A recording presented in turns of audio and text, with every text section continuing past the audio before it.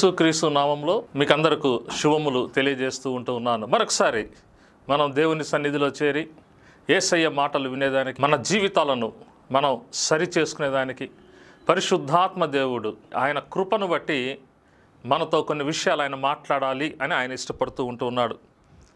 రోమీలకు రాసినటువంటి పత్రిక 10వ అధ్యాయము 9-10 వచనాలు మనం చూసినట్లయితే, అదేమనగా యేసు ప్రభువని నీ నోటితో ఒప్పుకొని దేవుడు మృతులలో నుండి ఆయనను లేపెనని నీ హృదయమందు విశ్వసించిన ఎడల నీవు రక్షింపబడుదువు.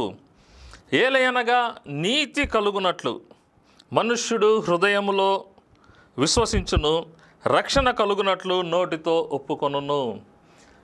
ప్రియమైనటువంటి సహోదరుడా, సహోదరి, ఎప్పుడైతే ఒక వ్యక్తి యేసు క్రీస్తు ప్రభువారు ఆయనను తన సొంత రక్షకునిగా నోటితో ప్రభువని ఒప్పుకొని హృదయమందు దేవుడు మృతులలో నుండి ఆయనను లేపెను అని విశ్వసించిన యెడల అతనికి రక్షణ. నోటితో ప్రభు అని ఒప్పుకున్నటువంటి వ్యక్తి, యేసుక్రీస్తు ప్రభువారు మృతులలో నుండి లేపబడ్డాడు అని నమ్మినటువంటి వ్యక్తికి రక్షణ.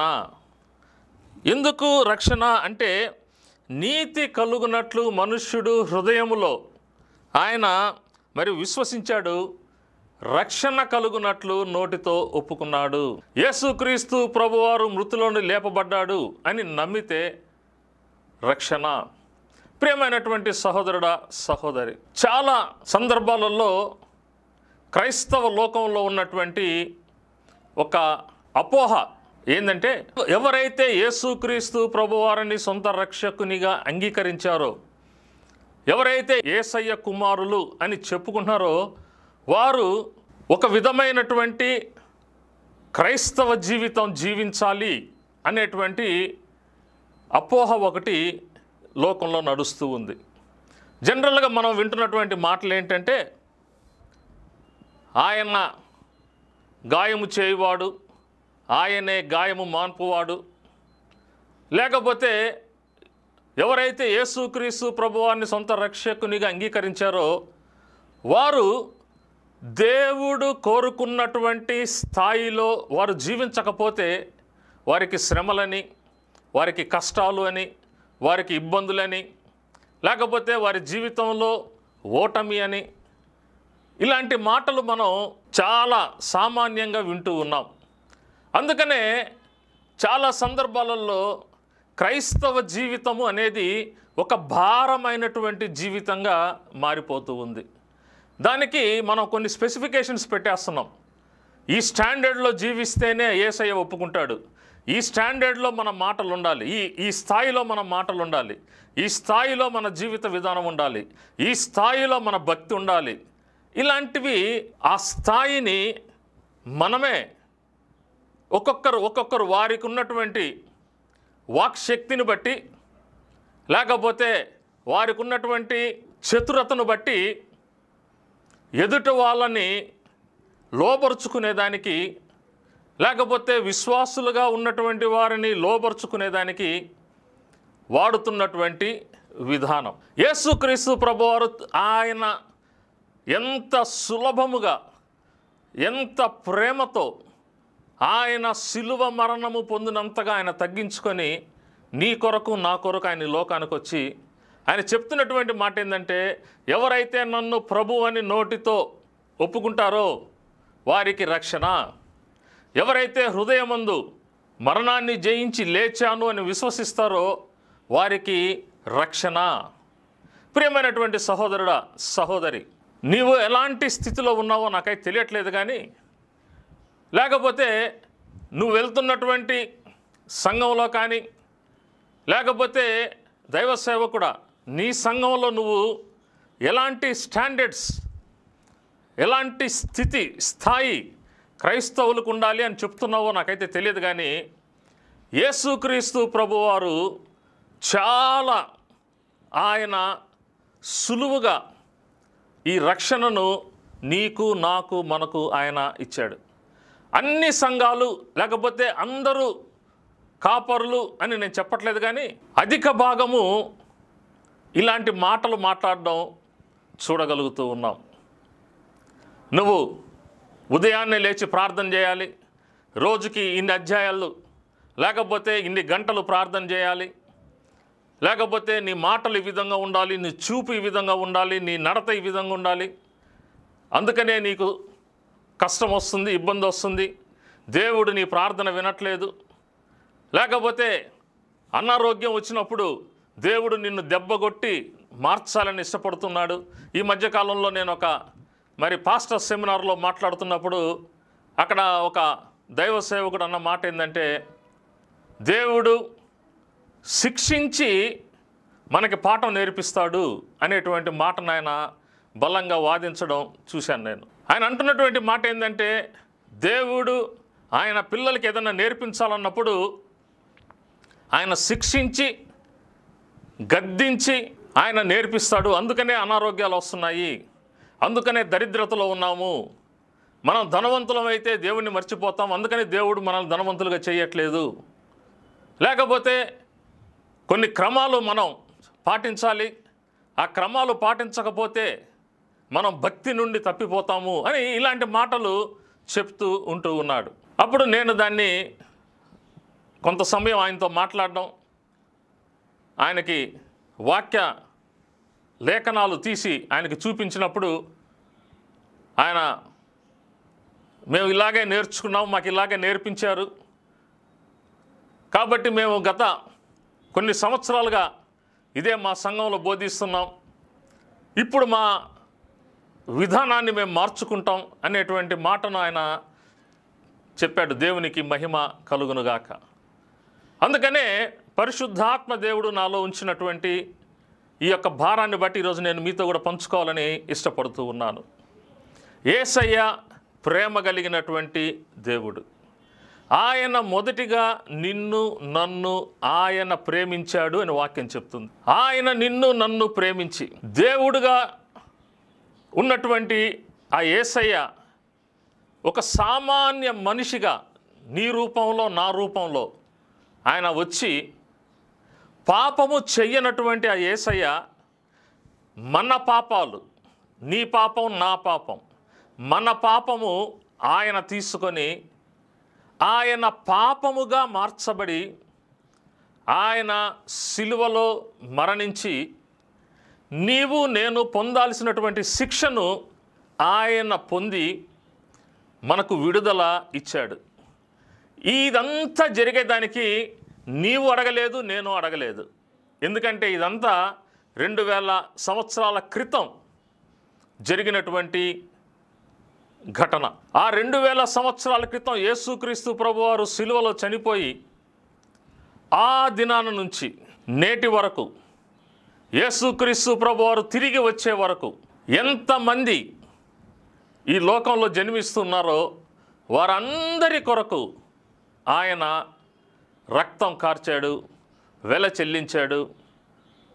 లేఖనాలు చెప్తున్నాయి, ఆయన పాపాన్ని, శాపాన్ని సిలువలో కొట్టివేశాడు. ప్రియ సహోదరుడా, ప్రియ సహోదరి, ఈరోజు మీకు ఒక విషయం నేను చెప్పాలని ఇష్టపడుతూ ఉన్నాను. క్రైస్తవ జీవితం ఎక్కడ మొదలవుతుందంటే యేసుక్రీస్తు ప్రభువారు సిలువలో సమాప్తమైనది అని చెప్పిన ఆ మాట నుండి క్రైస్తవ జీవితం మొదలవుతుంది. ఆయన సమస్తము చేసి ముగించేశాడు.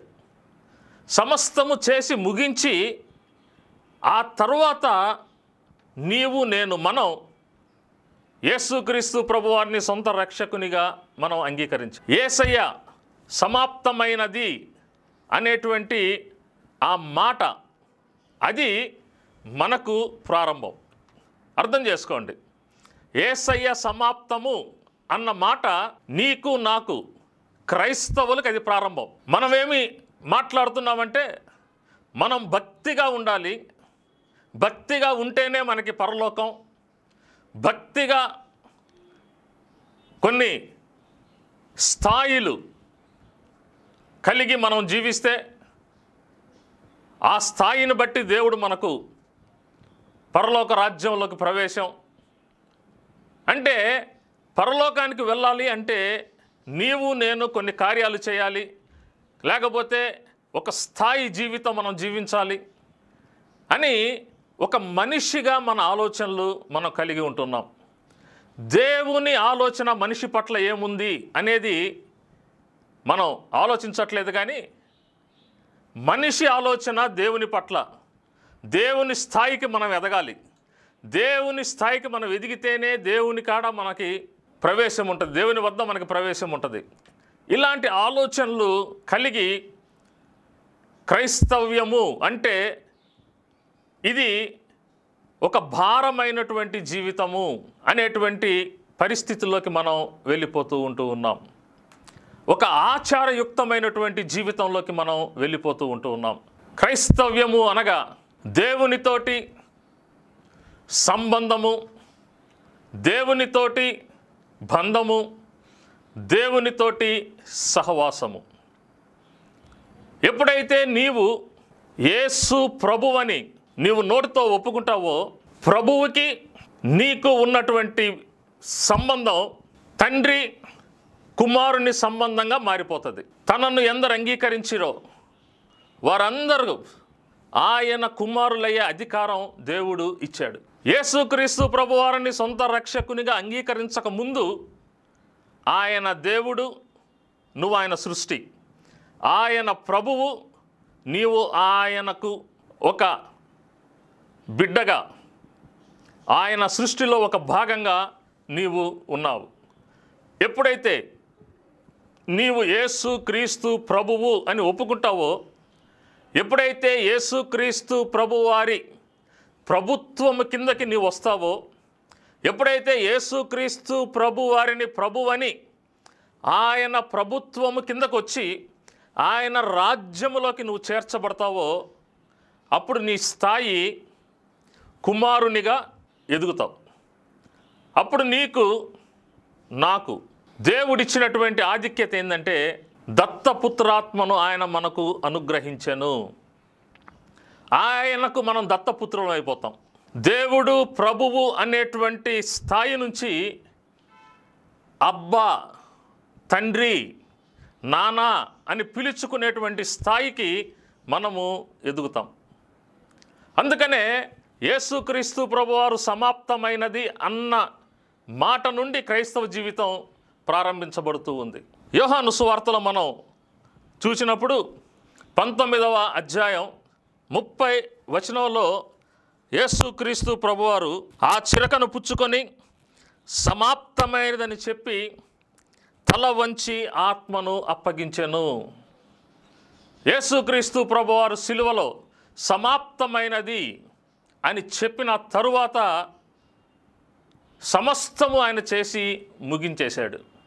ఏం జరిగింది సిలువలో అని ఒకసారి మనం ఆలోచిస్తే, యేసుక్రీస్తు ప్రభువారు సిలువలో చనిపోయిన దానిని బట్టి, ఆయన రక్తాన్ని కార్చిన విధానాన్ని బట్టి, ఆయన శరీరము నలగొట్టబడి విరవబడినటువంటి విధానాన్ని బట్టి నీవు నేను మనం నీతిమంతులుగా తీర్చబడ్డాం.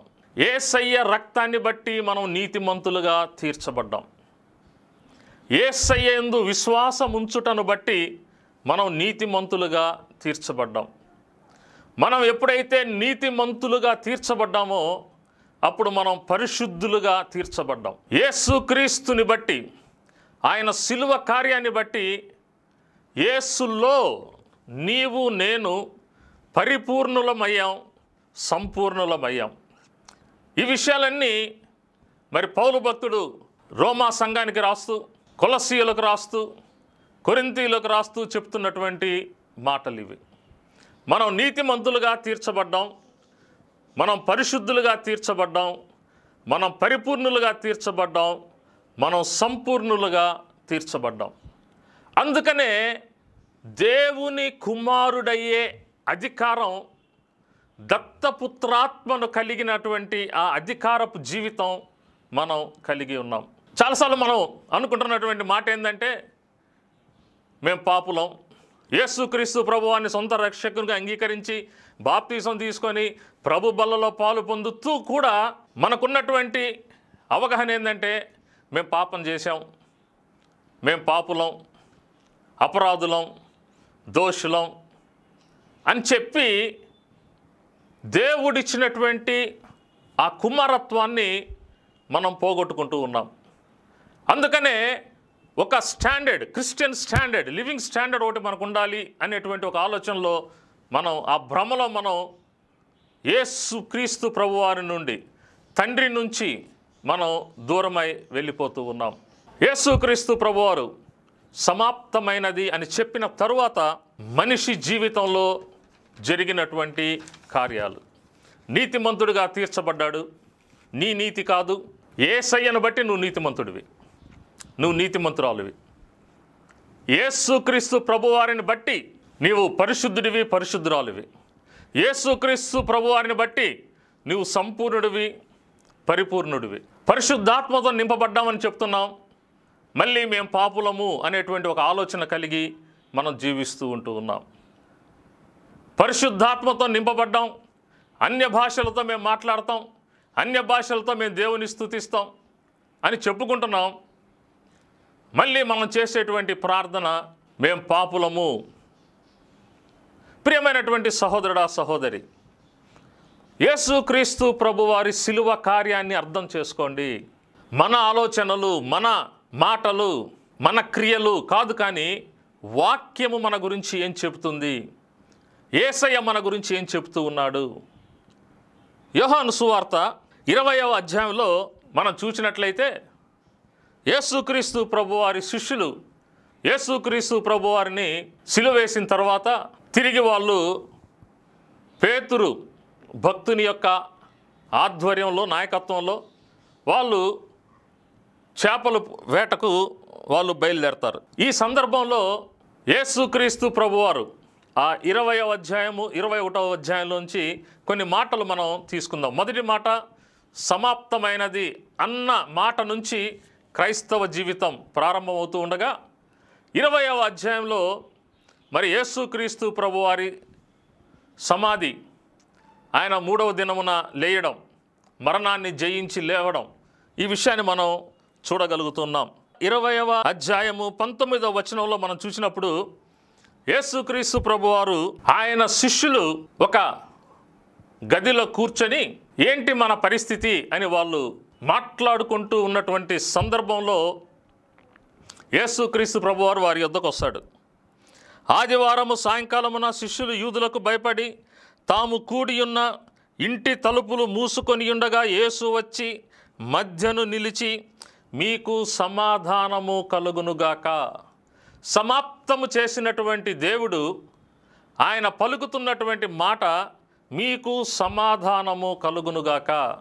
మొదట ఎప్పుడైతే నువ్వు యేసుక్రీస్తు ప్రభువారిని సొంత రక్షకునిగా అంగీకరిస్తావో అప్పుడు నీ జీవితంలోకి సమాధానం వస్తుంది. పుట్టినటువంటి ఆ చిన్న బిడ్డ వాళ్ళ నాన్నలాగా పరిగెత్తలేడు, గుర్తుపెట్టుకోండి.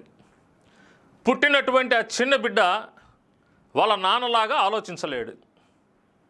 పుట్టినటువంటి ఆ చిన్న బిడ్డ వాళ్ళ నాన్నలాగా క్రియలు చేయలేడు. అంత మాత్రాన ఈ బిడ్డ నీ బిడ్డ కాదు అనేటువంటి పరిస్థితి కాదు. ప్రియమైనటువంటి సహోదరుడా, సహోదరి, ఎప్పుడైతే యేసుక్రీస్తు ప్రభువారిని సొంత రక్షకుని అంగీకరించావో మొదటిగా నీ జీవితంలో సమాధానము. యేసుక్రీస్తు ప్రభువారు సిలువలో చేసినటువంటి కార్యం నిన్ను తండ్రితో సమాధానపరిచాడు. అందుకనే మనము ధైర్యముగా కృపా సింహాసనం ఎదుటకు వచ్చి అబ్బా తండ్రి అని పిలుచుకునేటువంటి ఆ ధన్యత దేవుడు మనకు ఇచ్చాడు. సమాధానం, క్రైస్తవ జీవితంలో సమాధానం. నీ జీవితంలో నీవు క్రైస్తవుడిగా జీవిస్తున్నావు అంటే నీకు సమాధానం ఉండాలి. టెన్షన్ లేకపోతే ఇది తప్పు చేస్తున్నాను, ఇక్కడ తప్పు చేస్తున్నాను, అది చేస్తున్నాను, ఇది పొరపాటు చేస్తున్నాను, అక్కడ పొరపాటు, ఇలాంటివి ఎప్పటికప్పుడు మనం ఒక చెక్ లిస్ట్ తయారు చేసుకొని క్రైస్తవ జీవితం అంటే ఆ చెక్ లిస్టులలో టిక్కులు కొట్టుకుంటూ జీవించేటువంటి స్థితి కాదు. సమాధానము కలిగినటువంటి జీవితం, విశ్రాంతి జీవితం. అందుకనే యేసయ్య అన్నాడు, భారం మోయుచున్న వారులారా నా యొద్దకు రండి, నేను మీకు విశ్రాంతినిస్తాను.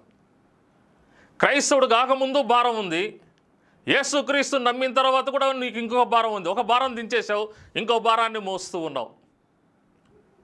కొన్ని హద్దులు గీసుకుంటున్నాం, లేకపోతే కొన్ని ఆజ్ఞలు, కొన్ని సిద్ధాంతాలు మనం పెట్టుకొని వాటి ప్రకారం జీవించాలి, వాటిని మనం ప్రామాణికాలుగా చేసుకొని జీవించాలి. క్రైస్తవ జీవితం అంటే ఇలాగుండాలి. సమాధానము కలిగినటువంటి జీవితం క్రైస్తవ జీవితం. ఈరోజు నీకు సమాధానం లేదా?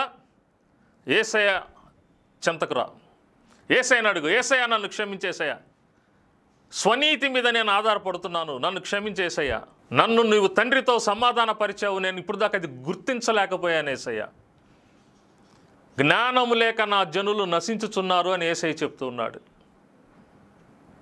ప్రియ సహోదరుడా, ప్రియ సహోదరి, సమాధానము కలిగి మనము జీవిద్దాం.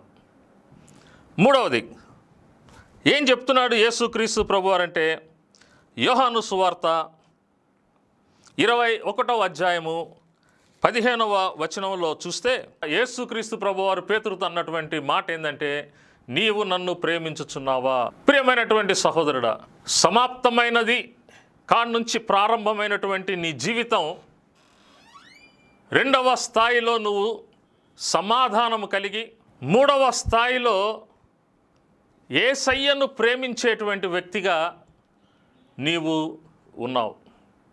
యేసయ్య మొదటిగా నిన్ను ప్రేమించాడు, అందుకనే ఆయన నీ కోసం ప్రాణం పెట్టాడు. నీ నుంచి ఆయన ఏమీ అడగట్లేదు. ఇప్పుడు నువ్వు ఏవైతే ప్రామాణికాలను అనుకుంటున్నావో ఎన్ని యేసయ్య అడగట్లేదు. యేసయ్య అంటున్నాడు, నేను నిన్ను ప్రేమిస్తున్నాను, నీవు నన్ను ప్రేమిస్తున్నావా? నన్ను ప్రేమించేదానికి నీకు ఈ రూల్స్ అన్నీ కావాలన్నా, ఈ ఆజ్ఞలు కావాలన్నా, ఈ ప్రామాణికాలు కావాలన్నా, ఈ స్థాయిలు కావాలన్నా నేను అడగట్లేదే నిన్ను. నీవు పాపిగా ఉన్నప్పుడు నేను నిన్ను ప్రేమించాను. ఇప్పుడు నీవు నన్ను సొంత రక్షకునిగా అంగీకరించిన తరువాత ఎందుకు నీవు నా నుంచి దూరం అవుతున్నావు? ఇది యేసయ్య అడుగుతున్నటువంటి ప్రశ్న. Is it casting you to love మీ? నన్ను ప్రేమించేదానికి నువ్వు వెల చెల్లించాల్సి వస్తుందా? యేసుక్రీస్తు ప్రభువారు సొంత రక్షకునిగా నీవు అనుభవించనటువంటి దినాలలో, పాపపు జీవితంలో, మురికి జీవితంలో, నీ బంధువులు, నీ స్నేహితులు, నీ రక్త సంబంధికులు నిన్ను అసలు లెక్క చేయనటువంటి స్థితిలో, నిన్ను అసహించుకుంటున్నటువంటి ఆ స్థితిలో నేను నిన్ను ప్రేమించాను. నేను నిన్ను నా దగ్గరికి చేసుకున్నాను, నా కుమారుడిగా చేసుకున్నాను. ఇప్పుడు నీవెందుకు నా నుంచి దూరం అవుతున్నావు? నన్ను ఎందుకు నువ్వు ప్రేమించలేకపోతున్నావు? నేను ఏ హద్దులు లేనటువంటి ప్రేమతో నేను నిన్ను ప్రేమిస్తుంటే నువ్వెందుకు నన్ను హద్దులు పెట్టుకొని నన్ను ప్రేమించకుండా నా నుంచి దూరం అవుతున్నావు అని యేసయ్య ఈరోజు అడుగుతూ ఉన్నాడు. ప్రియ సహోదరుడా, ప్రియ సహోదరి, యేసయ్యను నువ్వు ప్రేమించలేని స్థితిలో ఉన్నావేమో, అన్ని హద్దులు పెట్టుకుంటున్నావేమో. నేను ఈరోజు బైబిల్ చదవలేదు కాబట్టి, నేను ప్రార్థన చేయలేదు కాబట్టి, నేను మోకాళ్ళ మీద ఉండి ప్రార్థన చేయలేదు కాబట్టి, నేను స్నానం చేసుకొని ప్రార్థన చేయలేదు కాబట్టి, నేను 3 గంటలకు లేచి ప్రార్థన చేయలేదు కాబట్టి, నేను తెల్ల బట్టలు వేసుకోవట్లేదు కాబట్టి, నేను ఫలాని సంఘానికి వెళ్ళట్లేదు కాబట్టి, ఇవన్నీ సాతాను మానవుని మనస్సులో పెట్టేటువంటి ప్రశ్నలు. నిన్ను దేవుని నుంచి దూరం చేయాలి అని సాతాను యొక్క ఆలోచనలు. ప్రియ సహోదరుడా, అగాపే ప్రేమ, హద్దులు లేని ప్రేమతో దేవుడు నిన్ను ప్రేమిస్తున్నాడు. నీవు కూడా దయచేసి ఈరోజు ప్రారంభించు. హద్దులు లేని ప్రేమతో దేవుని ప్రేమించడం మొదలుపెట్టు. యాజ్ ఇట్ ఈస్, నీవు ఏ విధంగా ఉన్నావో నీవు ఉన్న పలంగా యేసయ్యను ప్రేమించడం మొదలుపెట్టు. ఆయన నీతి, ఆయన పరిశుద్ధత, ఆయన సంపూర్ణత, ఆయన పరిపూర్ణత, ఆయన మహిమ నిన్ను క్రీస్తు పోలికలోకి, క్రీస్తు స్వరూపంలోకి అది మారుస్తుంది. ప్రేమించడం, సమాధానము కలిగి జీవించడం నీవు నేను చేయవలసినటువంటి పని. ఎప్పుడైతే యేసుక్రీస్తు ప్రభువారు నీవు నన్ను ప్రేమిస్తున్నావా అని పేతురుని అడిగినప్పుడు పేతురు అంటున్నాడు, నేను నిన్ను ప్రేమిస్తున్నానయ్యా. అప్పుడు యేసుక్రీస్తు ప్రభువారు చెప్తున్నటువంటి మాట ఏంటంటే 21వ అధ్యాయము యోహాను సువార్త 22వ వచనం మనం చూస్తే, యేసు నేను వచ్చు వరకు అతడుండుట నాకు ఇష్టమైతే అది నీకేమి, నీవు నన్ను వెంబడించుమనెను. యేసయ్య చెప్తున్నటువంటి మాట ఏంటంటే, నీవు నన్ను వెంబడించు, నేను నేర్పిస్తాను నీకు, నేనున్నాను నీకు నేర్పించేదానికి. నువ్వు నన్ను ప్రేమిస్తున్నావా? నువ్వు చేయాల్సిన పని అంతా ఏంటంటే నువ్వు నన్ను వెంబడించు. ఎప్పుడైతే నీవు నన్ను వెంబడించడం మొదలు పెడతావో నా నీతి, నా పరిశుద్ధత, నా పరిపూర్ణత, నా సంపూర్ణత నిన్ను నా స్వరూపంలోకి మారుస్తుంది. ఎంతవరకు నీ నీతి, నీ పరిశుద్ధత, నీ సంపూర్ణత, నీ పరిపూర్ణత గురించి నువ్వు ఆలోచిస్తావో అంతవరకు నీవు నా నుంచి దూరంగానే ఉంటావు. ప్రియమైనటువంటి సహోదరుడా, సహోదరి, ఈరోజు యేసుక్రీస్తు ప్రభువారు ఆయన ప్రేమను అర్థం చేసుకో. ఆయన నీ కొరకు కార్చిన రక్తాన్ని, ఆయన నీ కొరకు పొందినటువంటి గాయాలను నువ్వు ఒకసారి, నీవు ఏది అడగక ముందే ఆయన నీ కొరకు తన శరీరాన్ని, తన రక్తాన్ని ఆయన కార్చాడు. నీవు పొందాల్సిన శిక్ష, నేను పొందాల్సిన శిక్ష ఆయన పొందాడు. నీకు నాకు ఆయన విడుదలిచ్చాడు. ఇక ఎన్నటికీ ఎవడు కూడా నేరము మోపేదానికి ఆస్కారము లేకుండా ఆయన దత్తపుత్రాత్మను మనకిచ్చాడు. నిన్నటి, ఈరోజు, రేపటి పాపము, శాపము ఆయన కొట్టివేశాడు. శుభప్రదమైనటువంటి నిరీక్షణ, జయ జీవితము, విశ్రాంతి జీవితము నీకు నాకు ఆయన ఇచ్చాడు. ఇంత మంచి యేసయ్య కాడ నీవు ఇంకా ఎందుకు శ్రమ పడుతూ ఉన్నావు? ఎందుకు సమాధానము లేనటువంటి, విశ్రాంతి లేనటువంటి, భారభరితమైనటువంటి జీవితం జీవిస్తూ ఉన్నావు? అది క్రైస్తవ జీవిత విధానము కాదు. సమాధానము కలిగి క్రీస్తు ప్రేమలో ఆయనను వెంబడిస్తూ మనం జీవించడం ప్రారంభిస్తే యేసుక్రీస్తు ప్రభువారు త్వరలో రానై ఉన్నాడు. ఎప్పుడైతే యేసుక్రీస్తు ప్రభువారు మధ్యాకాశములోనికి వస్తారో, ఎప్పుడైతే ఆ బూర శబ్దము నీవు నేను వింటామో మనము క్రీస్తు స్వరూపంలోకి మార్చబడతాం. అట్టి ధన్యత పరిశుద్ధాత్మ దేవుడు నీకు నాకు మనకు దయచేయునుగాక. దేవుడు మిమ్మల్ని దీవించునుగాక. ఆమేన్.